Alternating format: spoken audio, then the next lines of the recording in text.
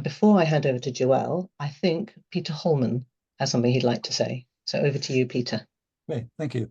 Well, before we start the main proceedings this evening, I'd like to give Andrew Ashby a little surprise.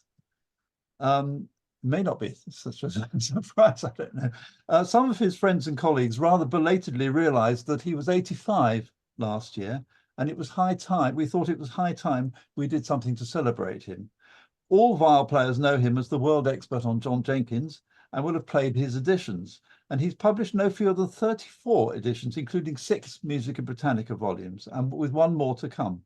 He's also published the definitive 2-volume book on Jenkins, The Harmonious Music of John Jenkins.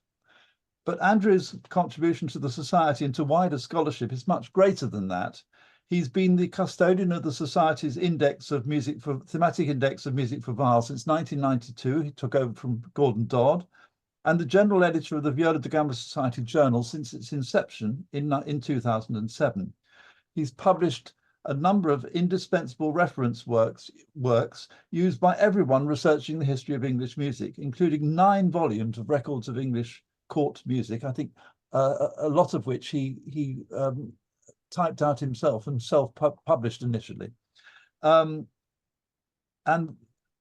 what goes with the records, the comprehensive 2-volume biographical dictionary of English court musicians, indispensable things that I use every day virtually. We were astonished also to find out recently that Andrew is a distinguished local historian with more than 25 publications about his home village, Snodland, in Kent, to his credit. So, as a tribute to Andrew, his friends and colleagues have produced a special double issue of the Viola da Gamba Society Journal as a Festschrift.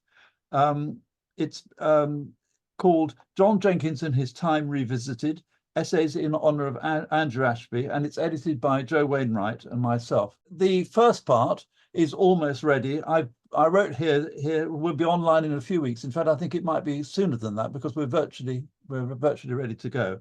The second part will follow later in the year, and I've certainly personally still got quite a lot of writing to do on that. Andrew, I hope you enjoy reading it in due course and will accept it as a small token of the esteem we all hold you in. It's a small thank you from the Society and the wider scholarly community for your extraordinary contribution to scholarship. And perhaps we should have a round of applause at this point.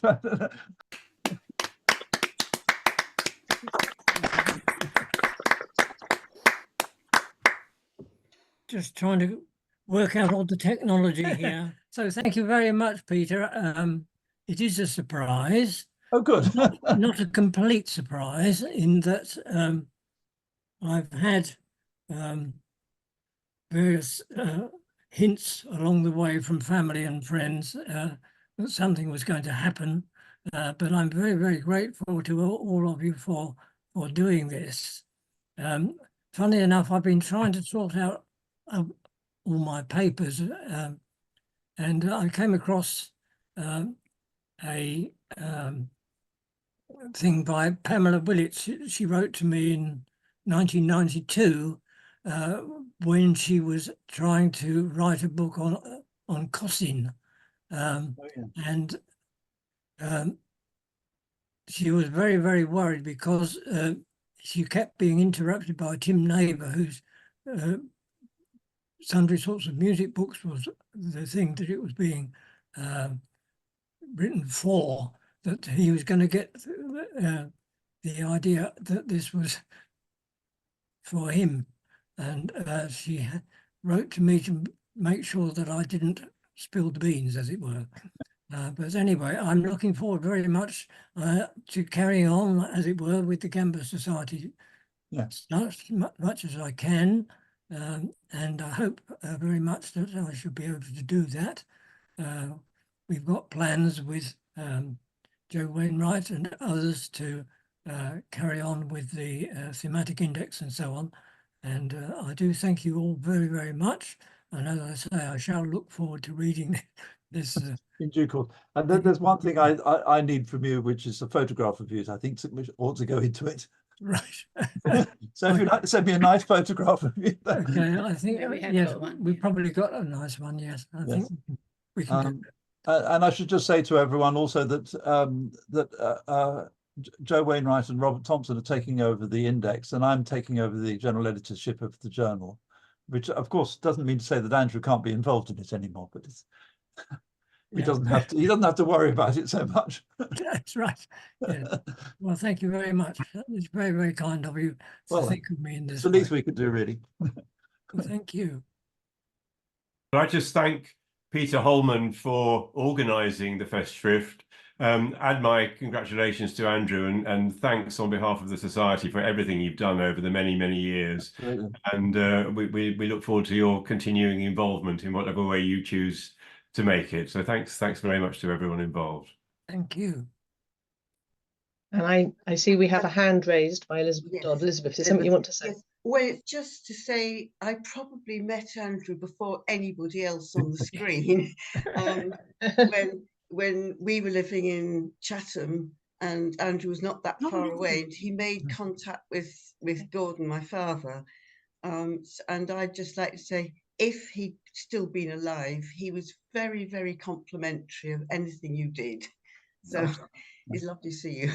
I've got 100 pages more of correspondence by Gordon going through from the 1960s really through to the 1990s, which I treasure very much, but it will be passed over to the Kemba Society in due course. So thank you very much for that, Elizabeth. It was great to see you. Brilliant. So if we have no more contributions from the floor, thank you very much, Andrew, for all your help. And I'm very glad we've been able to enable Peter to spring his supplies on you, so to speak, in as much as it was. And now I think if we hand over to Joelle Morton for the main theme of this evening's meeting. Joelle, over to you. So without ado, thank you so much, both Peter and Francis, and congratulations, Andrew, of course. Hello, everyone. I'm very, very flattered to be here today, and I'm especially pleased to be able to celebrate and pay tribute to Andrew. As Peter's just explained, the work that Andrew has done over the course of many, many decades is tremendously valuable, and especially for those of us who love the viol.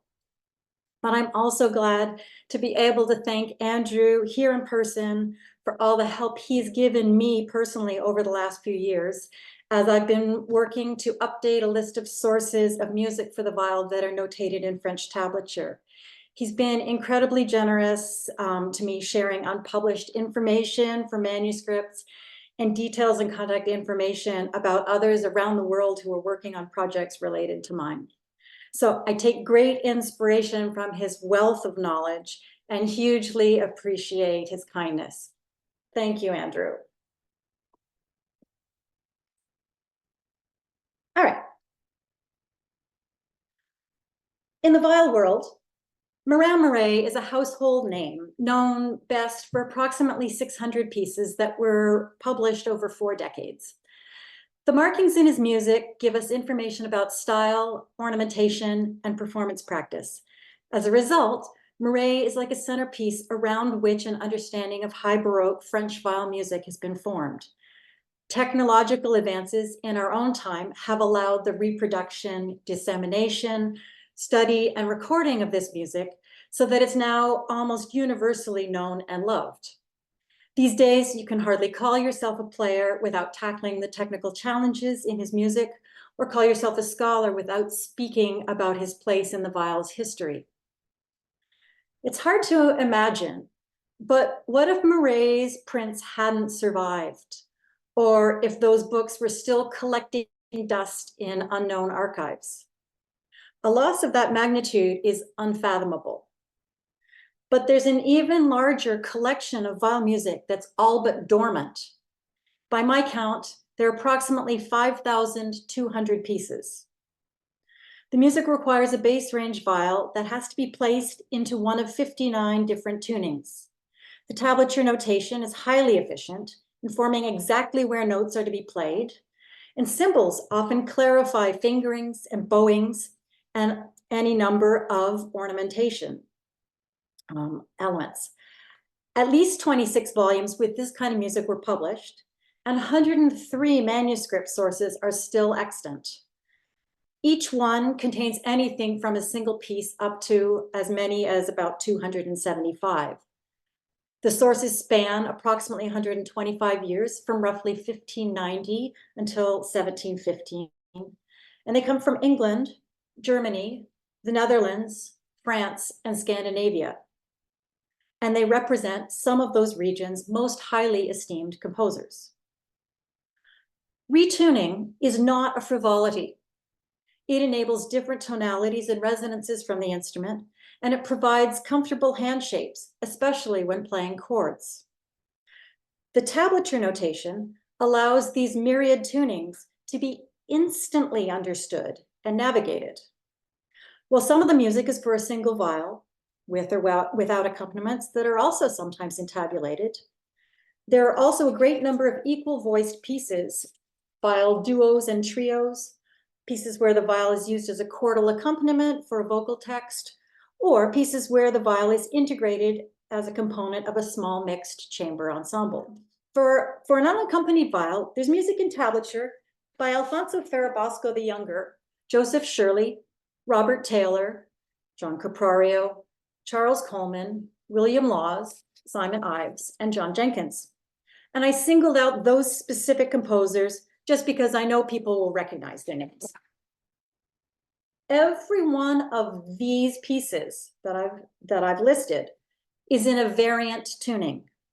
And as a result, the viol music by these exceptional composers is rarely acknowledged or performed. You have to understand, these specific composers left very few other pieces, if any, for a viol in normal tuning written in staff notation. So if we overlook the tablatures, we would come to the erroneous conclusion that these composers hadn't written any viol music. A sampling of 444 English pieces already starts to rival the numbers that Murray composed. And then just as you can't reasonably discuss French music without referring to Murray and placing him in context with his predecessors and successors, so the gamba can't possibly be understood without including and considering its very sizable tablature repertoire. If we turn a blind eye to this part of the viol's history, we're left empty-handed.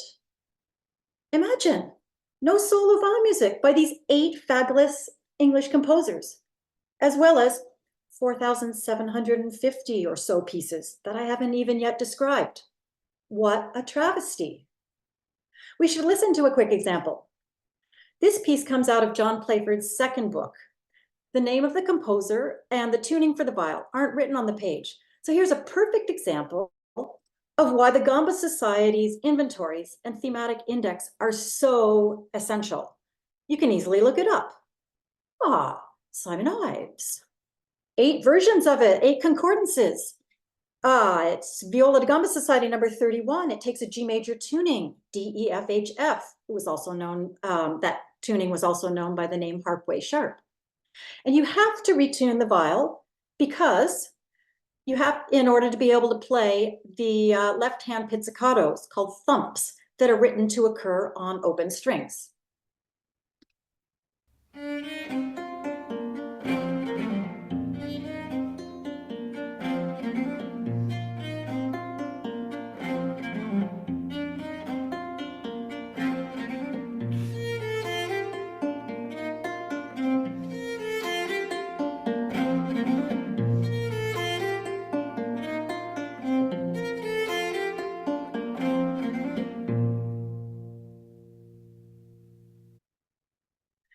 To be fair, the lyra viol isn't a recent discovery.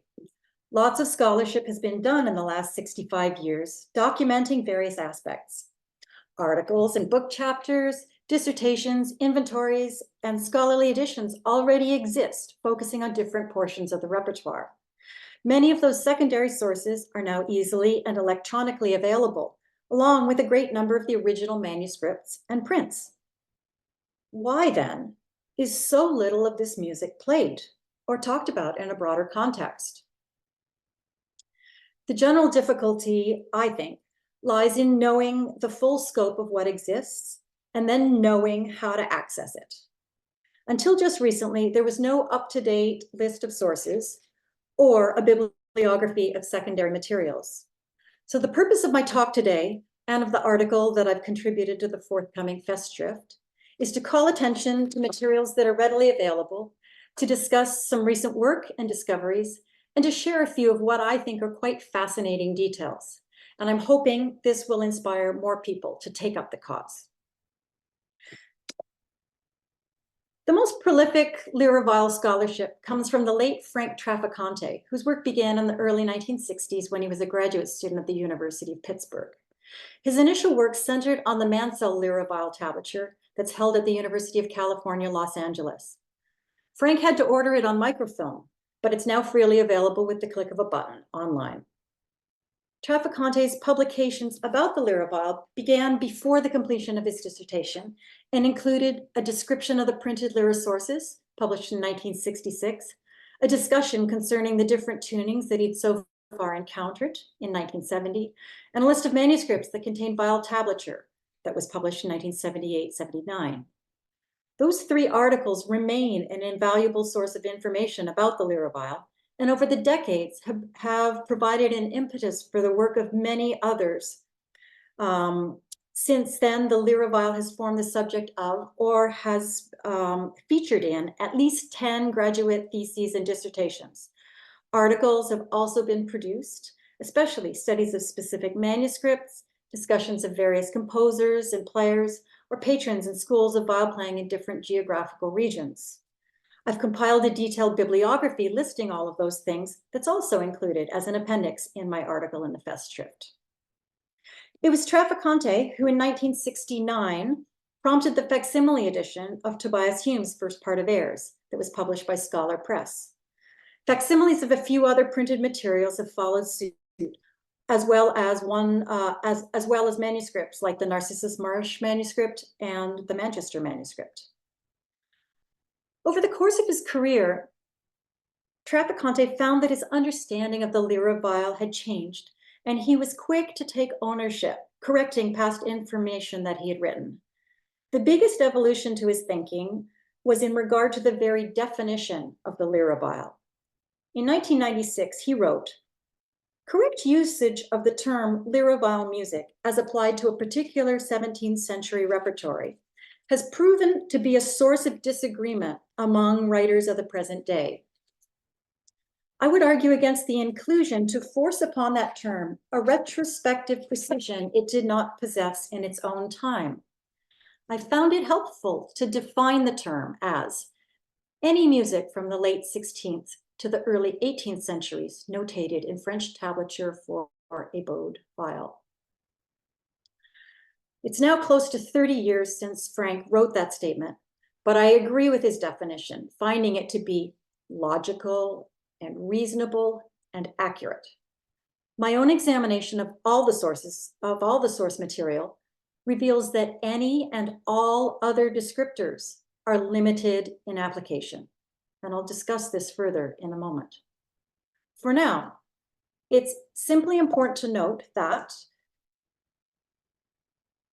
the term Lyra-Weill does not reference a specific instrument, a specific tuning, a specific school, a specific genre, or a specific style of composition. Certainly, the repertoire, for lack of a better descriptor, appears to have originated in England at the end of the 16th century, to have been dominated in its early phase by English players and composers, and the term came to be widely familiar to English musicians during the 17th century. However, it encompasses considerably more than just English music, since it was very early on disseminated to and copied on the continent. We should listen to another example. Here's the Second Fantasy by William Laws for 3 Lyra-Weills tuned in 8ths. This takes the viol's bottom strings down to a low A. Keep in mind that overspun strings hadn't yet been invented, nor had the 7th string been added to the viol when this music was written. The tuning Laws uses here enables specific chords with lots of delicious harmonies. I hope you'll agree that this piece for just 3 vials is every bit as rich as Law's concert music for 5 or 6 vials.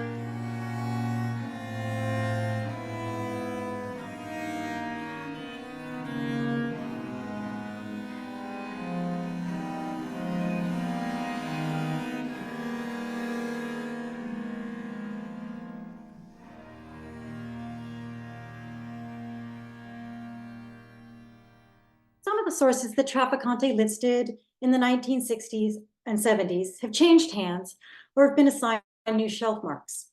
There are also a number of new sources that have come to light.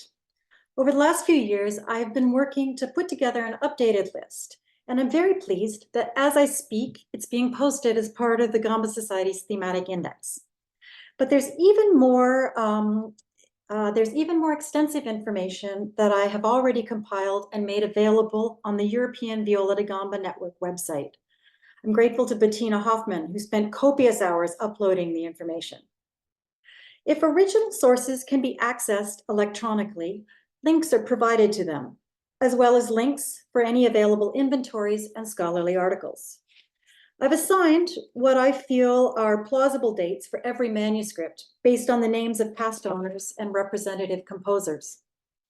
Tunings in each source are listed, along with the tally of the number of pieces in each one and the names of any known composers. Representative examples of ornaments and symbols in each source have been saved as JPEGs for quick reference or comparison. It's hoped that offering such information will motivate players who want to broaden their musical horizons, as well as scholars who may now start to address any manner of specific subjects in a contextual way. One may quickly determine if a source is personally relevant, click a button to see the document if it's been posted online, and if it's not readily available, decide if it's worth ordering and paying for. It's my sincere hope that in the not too distant future, a complete electronic archival library of Lyravile materials can be created and made available, ideally with no charge for usage. Options are being discussed and explored about who might fund and host that kind of resource. If anyone here has suggestions or feels they might assist, please don't hesitate to get in touch. As I mentioned earlier, we have access to 26 printed and published sources with music for violin tablature and 103 handwritten manuscripts. That's a total of 129 sources in all. 82 of the sources are of English provenance.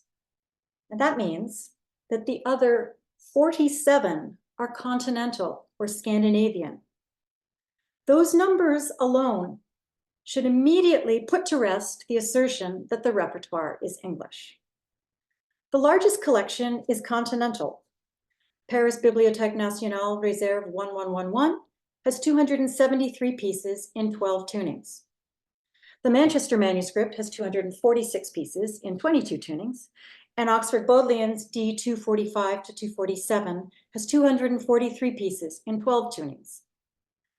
The 244 solo pieces by John Jenkins that I mentioned earlier are in 9 different tunings, and none of those are the normal way. John Playford's 5 volumes contain another 527 pieces by many different authors, but they're just in 4 different tunings. And again, that's not the standard way. The 3 Gest tablatures in Austria together contain 276 pieces in 12 tunings. And there are further 20 sources that have 100 or more pieces in each.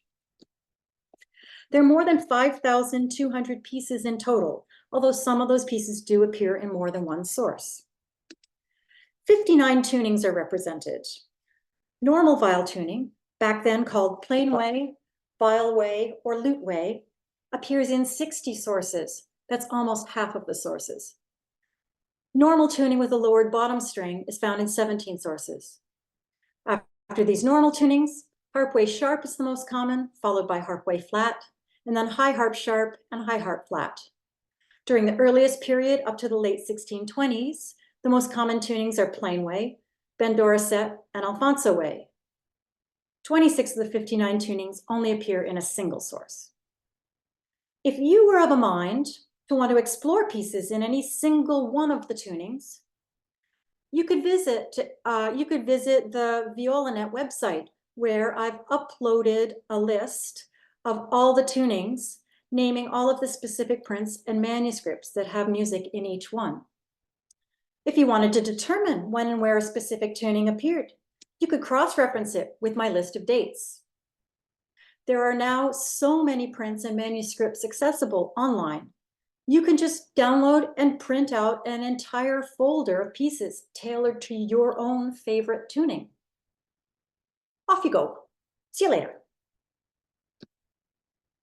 Viol players are usually at least superficially aware of the cache of music for lyra viol, though they tend to be in the dark about its vast scope. The best known materials are those for a single viol. In 1726, Thomas Salmon was looking back and wrote that writers at the time tell us persuasively that it was the solitary playing that they found so attractive. It was a self-sufficiency similar to, but by the second half of the 17th century preferred over that of the most worthily admired but too soft and silent lute.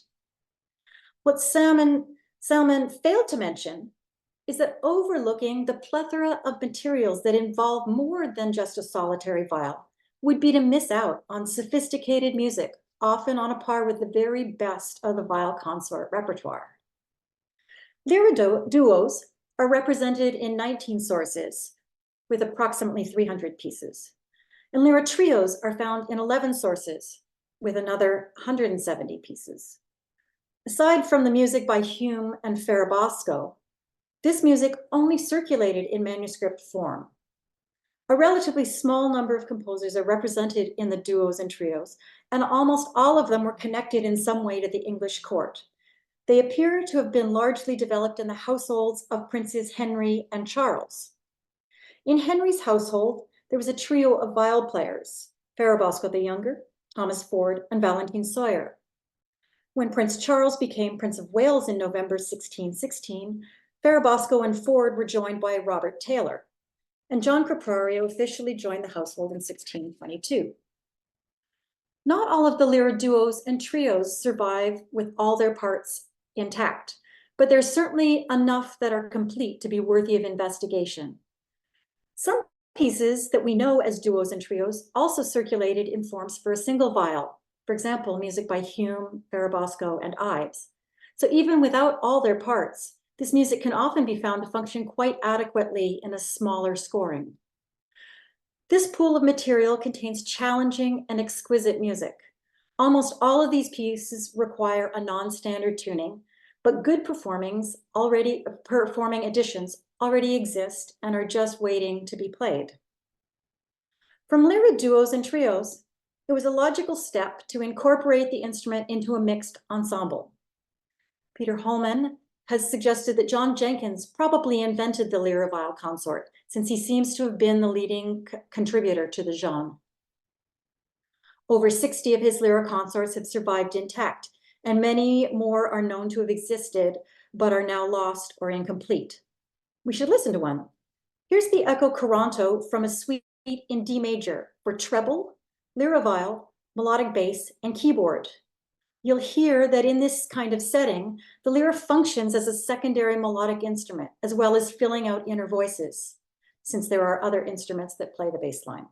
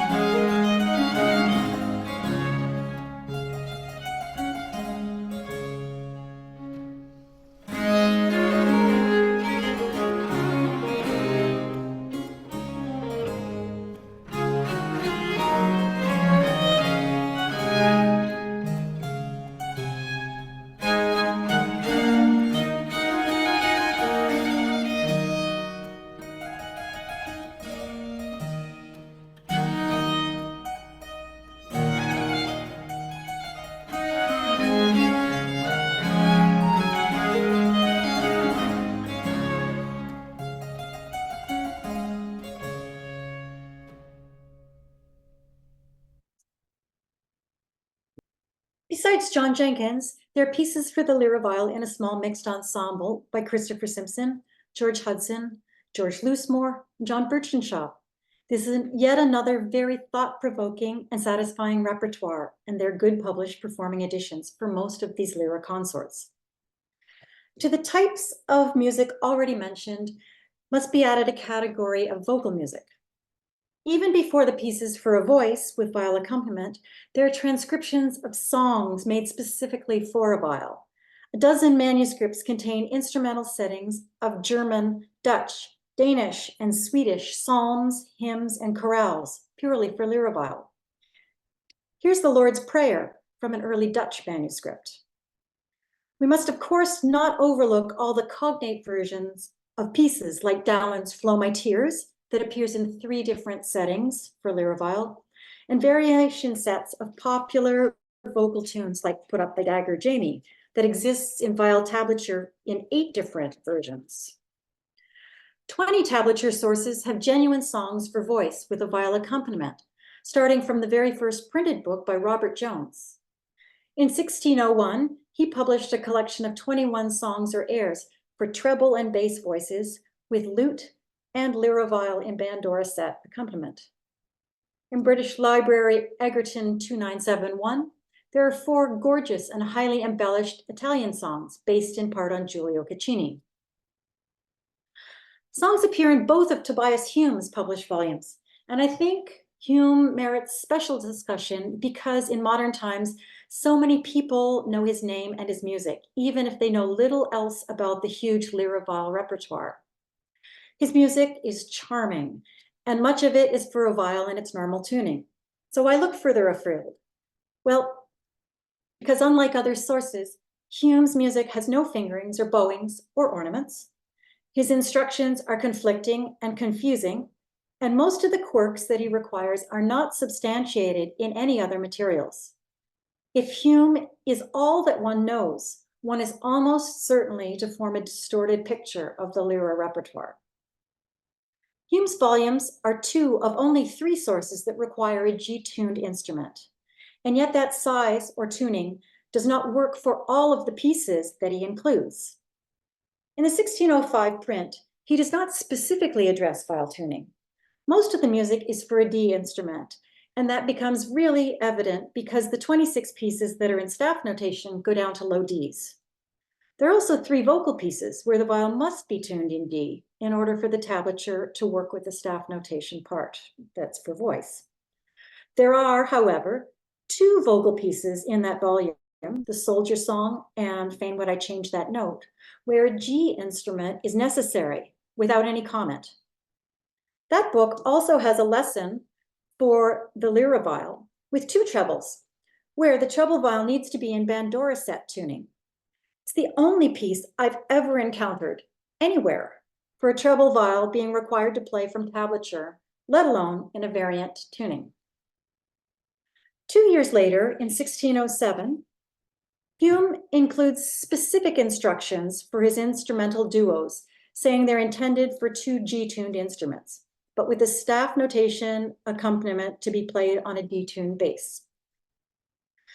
Some of these pieces even require the G instruments to tune their bottom strings a tone lower, though that isn't spelled out. Again, the vocal pieces in this volume pose difficulties. Cease Leaden Slumber works just fine for a G-tuned viols. But in What Greater Grief, the vocal part and first tablature lines are identical to Hume's 1605 print, requiring a viol tuned in D in order for the viol to work properly with the voice.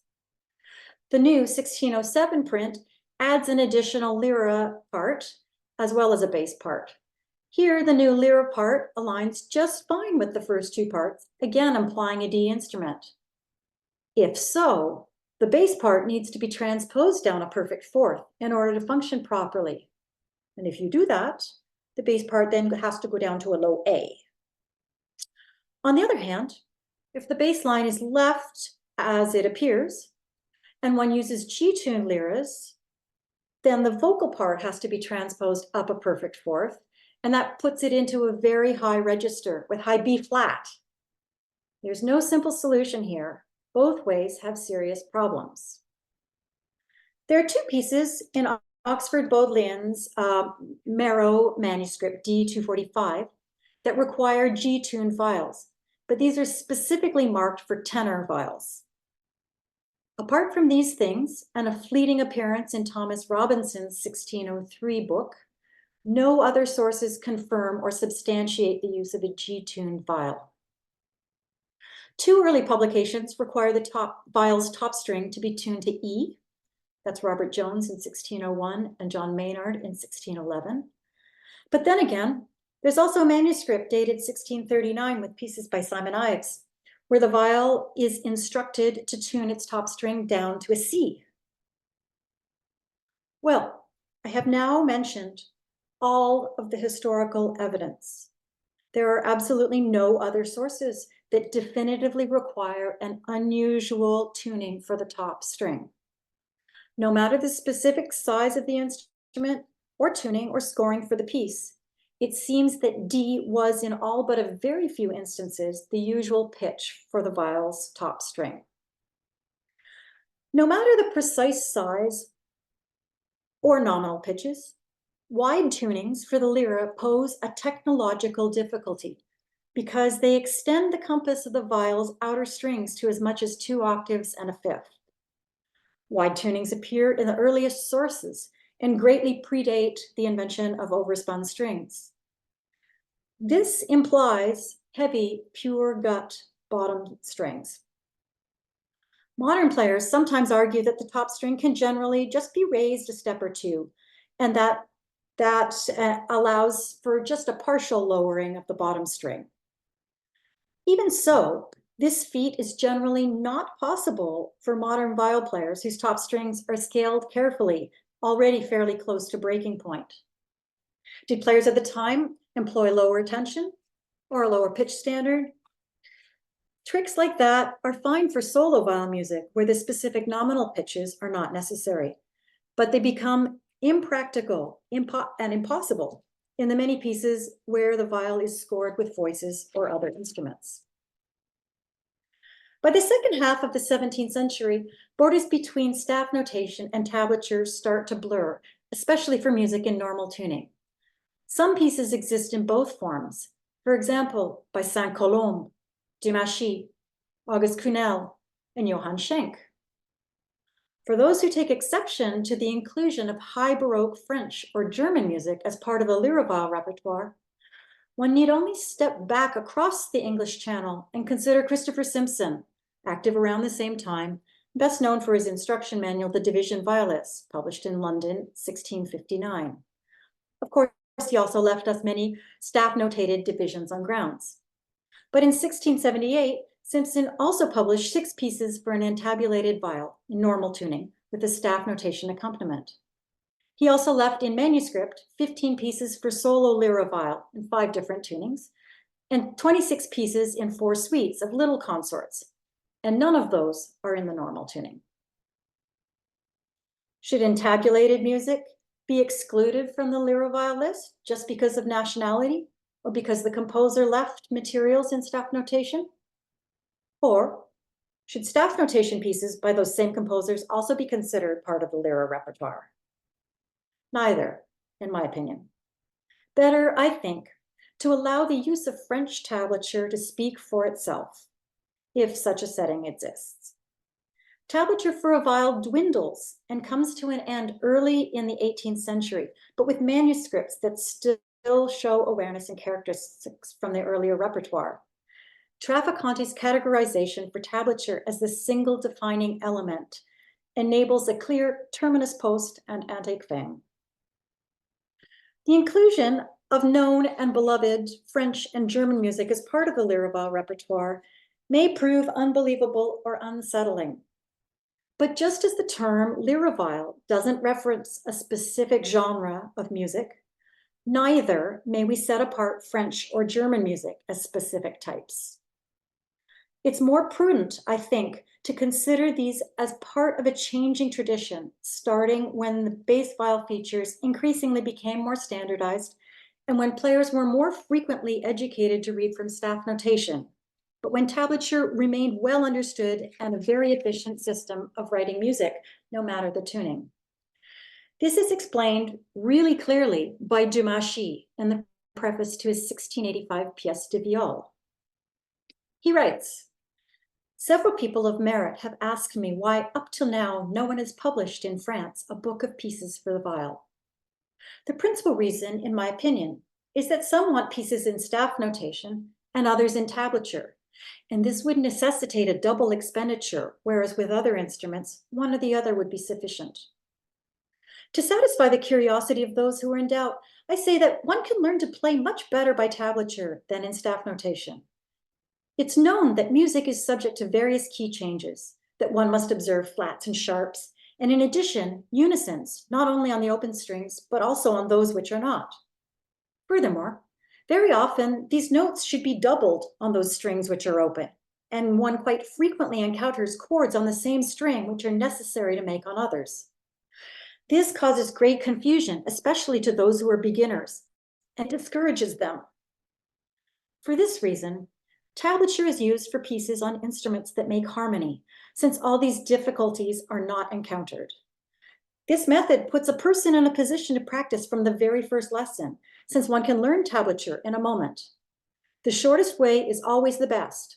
The Italians, Germans, Poles, Swedes, Danes, and English have always followed this maxim, and the illustrious Monsieur Hautmont, Nicholas Hauptmann, also used it for teaching, as can be proved by several pieces in his hand in Paris and elsewhere. There's no question, Dumaschi had a clear understanding of and appreciation for tablature. He published 28 entabulated pieces in his 1685 book, requiring a 7-string viol. Here's an Allemande in A major. It's in normal tuning, but you'll immediately notice that Dumaschi's ornaments are a little different from what one encounters in Murray. In fact, the ornaments are so different and so profuse, you may find it challenging to follow along with this score as it's being played.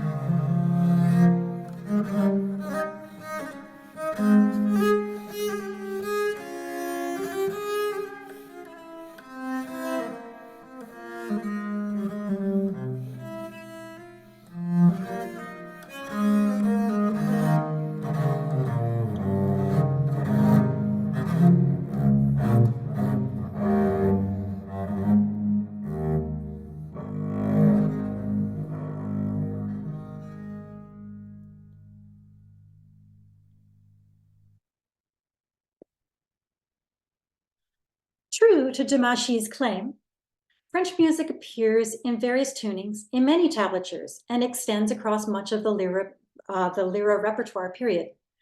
there are enough occurrences and notable names from different parts of the 17th century for it to be entirely credible. The father of French solo viol playing, Nicolas Otman, is indeed well represented, with 30 pieces that appear in 8 different sources. An explanation of tablature for a viol is also made by Danneville in 1687, with an entabulated table that illustrates the notes on a 7-string instrument. Sarabande by Monsieur de Saint-Colombe is found in a German manuscript, also requiring the 7th string. Though the rest of his music is in staff notation, Saint-Colombe's number 42, Le Rapporté, is listed in his Concert à 2 viols égales with the explanation, "This piece is so named because I transcribed it from the entabulated version." Also published in 1687, Jean Rousseau's Traité devotes a special explanation about how to tune the viol for ceux qui apprennent par tablature. Rousseau published music for the viol under the title Premier et Deuxième livre de pièces de viol, avec des exercices sur plusieurs nouvelles manières de l'accorder. That publication may no longer be extant, but various tunings and tablature go hand in hand, and this corroborates Rousseau's familiarity with lyra materials. Marin-Moret's name does not appear in the tablature sources, but he advocates for retuning the viol in the Avertissement to his 1689 continual book, saying, "If the key is troublesome for the continual player in the F-sharp minor suite, the piece can be transposed up to G minor or even A minor by retuning the viol a minor 2nd or minor 3rd higher than normal.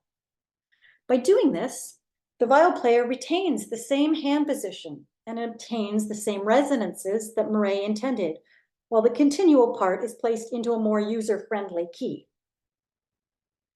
Isn't this exactly the same principle behind the lyra viol scordachuros? But a French instrument with a top E flat string, let alone a top F string, from Moret? Few in our time are likely to do it, even though the master himself details it as an entirely valid option. Among the 47 continental sources are many little-known gems. The 273 pieces and the Guest tablatures from the Schloss Ebenthal in Austria have music by our beloved Jenkins, Ives, Coleman, Laws, Hochman, Dubuisson, but also William Young, François Dufaux, Denis Gautier, Nicolas de Merville, Jean Mercure, Christian Herwich, Johann Christoph Wolff, and so many others, including one of my favorites, Dietrich Steffken.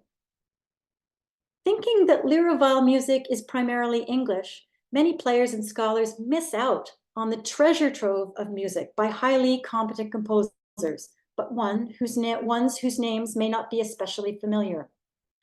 Some of this later 17th century continental repertoire puts me in mind of Bach's cello suites and violin partitas, and when I play some of the Kessel or Goetz manuscripts pieces, I always wonder why cellists and violinists haven't thought to look back to tablature for the lyra viol and for the Baroque lute when trying to make sense of Bach's writing.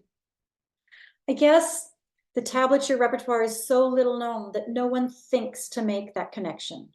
It's really a shame. Here's a D minor Allemande in normal tuning that I really love by Dietrich Steffken. I'll let you be the judge.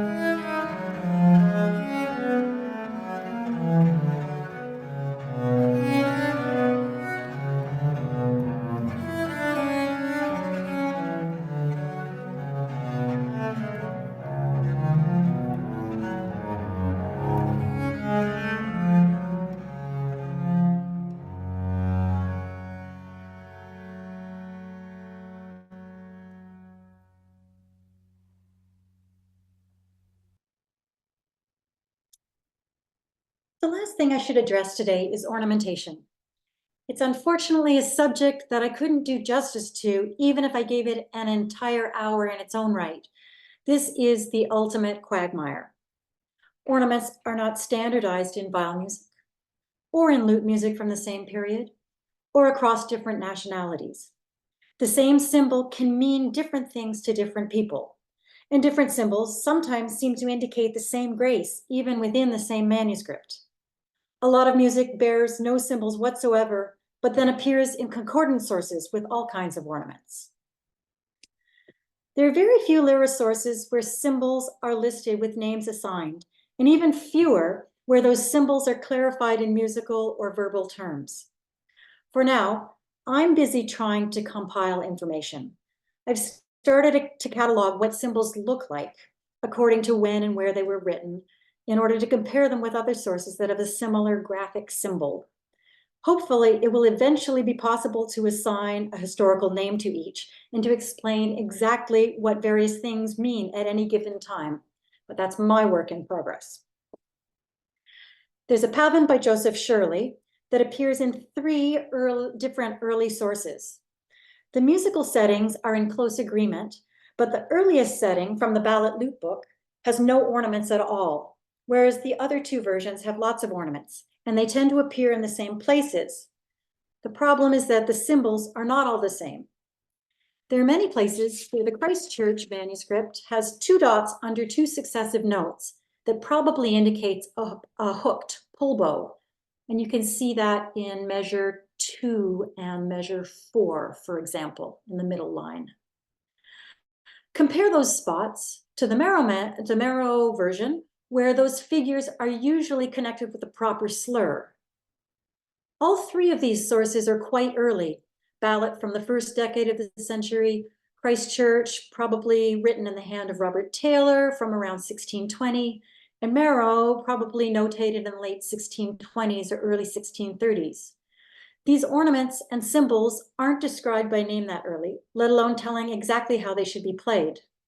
We can jump ahead a whole bunch of decades and look at tables that exist in Simpson from the 1650s, Manchester from the 1660s, or Mace from the 1670s, and cherry pick specific symbols. But who's to know for sure if any of those apply here retroactively? Even within the simplest of symbols, there are problems. Consider the appearance of a single dot. Sometimes it's used to indicate a fingering. In other places, it describes a bow direction. Then again, the location or placement of the dot may indicate a completely different grace. There are also instances where the dot makes little sense as a bowing, fingering, or ornament. So perhaps, does it imply an emphasis? I don't know. Other scribes use the dot to refer to a thump, left-hand pizzicatos, done specifically with the first finger. But heaven forbid, one might confuse a single dot with a slip of the pen, a page discoloration, a bleed through from another folio, or even a dead insect. Symbols that are familiar to us may also not reference exactly what we expect. The fermata symbol is of course used regularly to mark off sections, especially at the end of a piece, without holding any metrical implication. But then there's Playford, who switched in his final 3 books to using an inverted fermata to indicate a thump. In dance music, a fermata can indicate a pause or a hold for the striking of attitudes by dancers. And in that kind of scenario, the fermata appears sometimes with startling frequency on strong beats with longer note values. There are, however, many instances where the fermata symbol is inverted, not just 180 degrees, but also on its side, 90 or 270 degrees, and applied in places where an elongation of the beat makes little sense. It surely must have meant different things to different people at different times. Good luck figuring these things out. There are very often no obvious answers. For players who are determined to make an informed interpretation, I would offer a word of caution, quoting Mary Cyr. Ornamentation was a living art, and its signs were merely visual clues for the player. It was an improvisatory skill that was essential in good playing and also very personal. You, as a player in 2024, are almost certain to interpret things differently from how these pieces were originally set down. Even if you feel that you personally have identified the perfect, correct, logical, historical solution for a particular piece, someone else is bound to challenge that. And in any case, you are hardly under an obligation to duplicate exactly the piece the same way tomorrow as you played it today. I hope I've given you a small taste of the many, many resources that are now readily available to the huge and very lovely and fascinating repertoire for the Lyra-Viol. For those who are already mired in its complexity, as well as for those who haven't as yet dipped a toe, it offers, nay, promises, a lifetime of material with unexpected rewards and discoveries. And joy. In parting, I want to say thank you very, very much for your kind attention and interest. And let me leave you with a lovely prelude by Thomas Mace in harp sharp tuning. Cheers.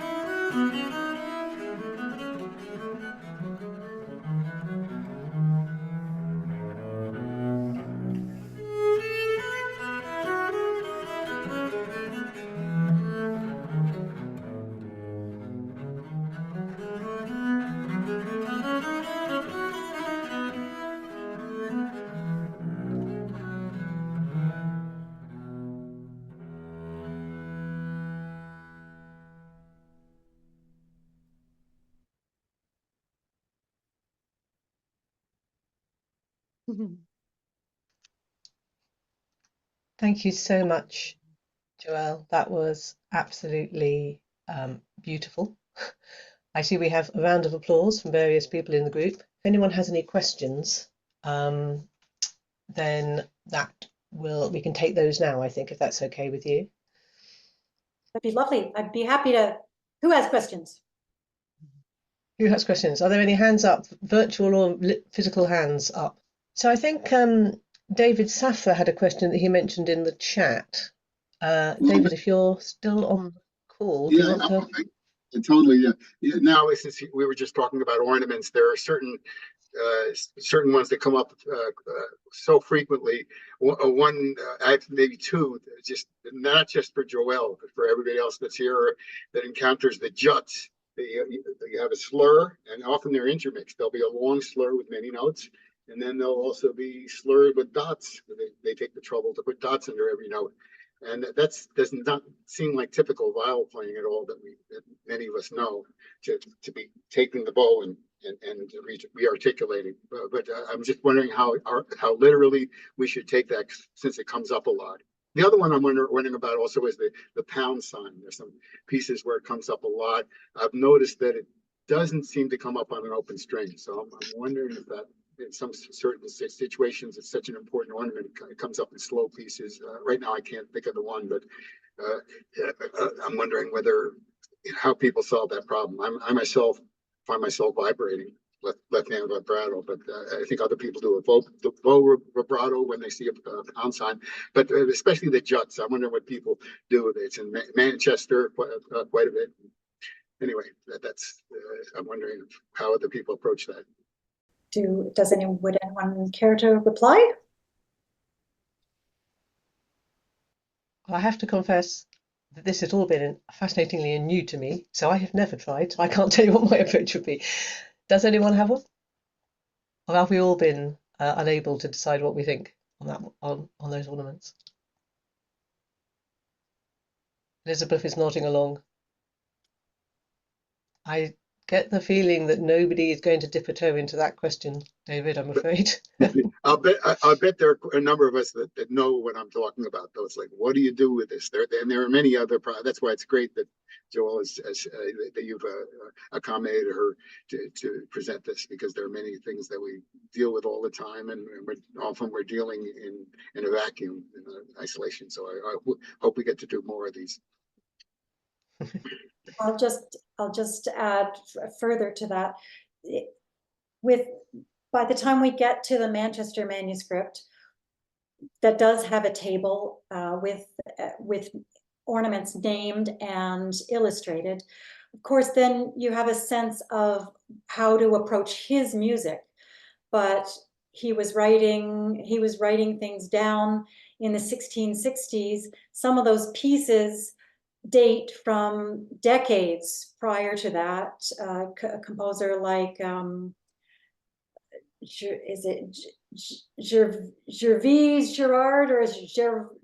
Gervais, I forget, but he's one of the most ornamented pieces in Manchester. And yet there's a piece from him that's also in one of the very, very earliest sources.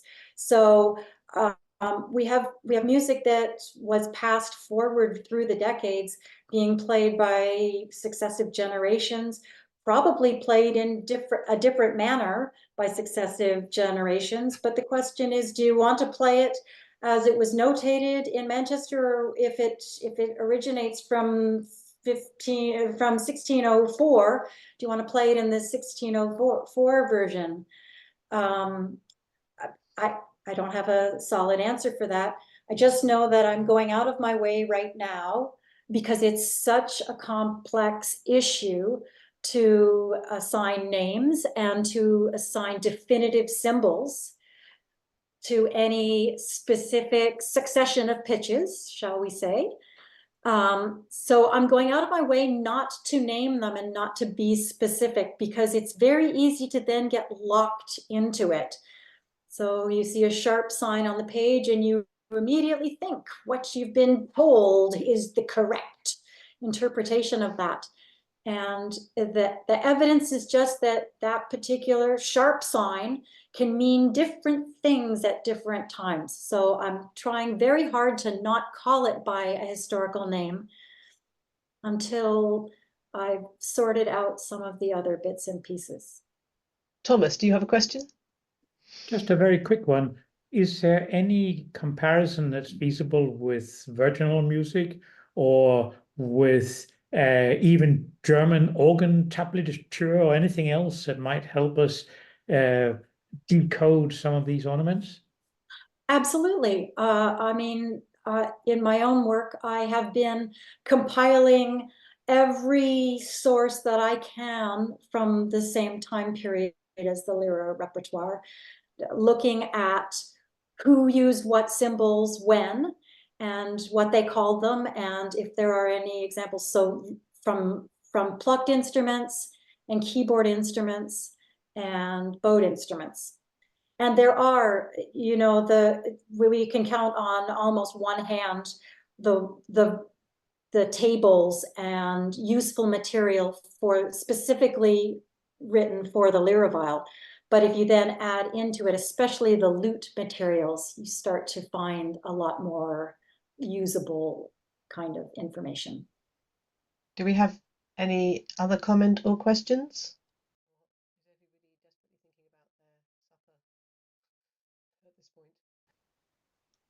Oh, right. Oh, Elizabeth, you have. Well, it was just a little question, or observation rather, about fingering that one can sometimes find. I've sometimes in quite a lot of pieces, odd sort of fingering where, for example, in a cadential figure, a fret 5 and a fret 4 backwards and forwards with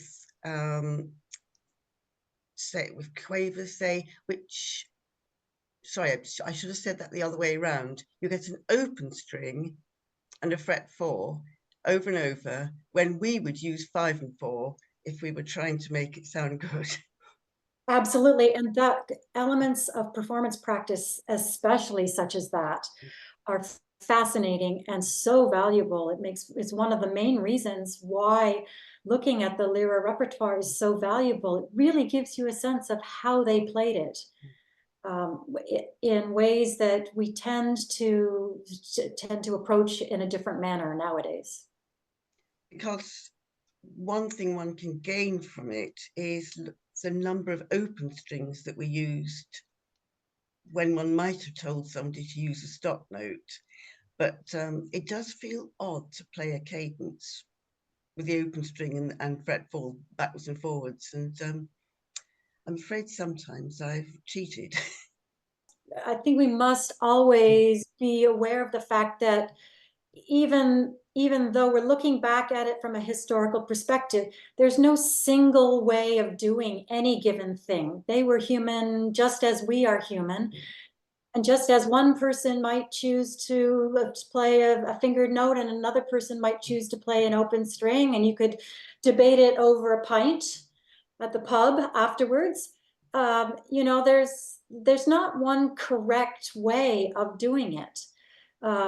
We really want to keep an open mind that there are options, but look for as much evidence as we can find so that it gives us more options to experiment and find our own voice. So yeah, I see that, David, you've also just posted a comment in the chat about John Moss. Yeah, I know there's so many sources to mention, but there's one that's been so neglected, and Joel made additions of him early on. John Moss, and he writes with the open string, the half step to it, going back and forth between the half step to the open string. So it's as you said, we're just saying, the advantage of this is you can really learn many things that you don't ordinarily encounter. And also, there was one of the pieces just now that you played probably about 20 minutes ago. There's that slurred figure. I can't remember which piece it was, but it's such a lovely effect when you slur. One of them was probably an open string. I think it was a 3-note slur. You get the color.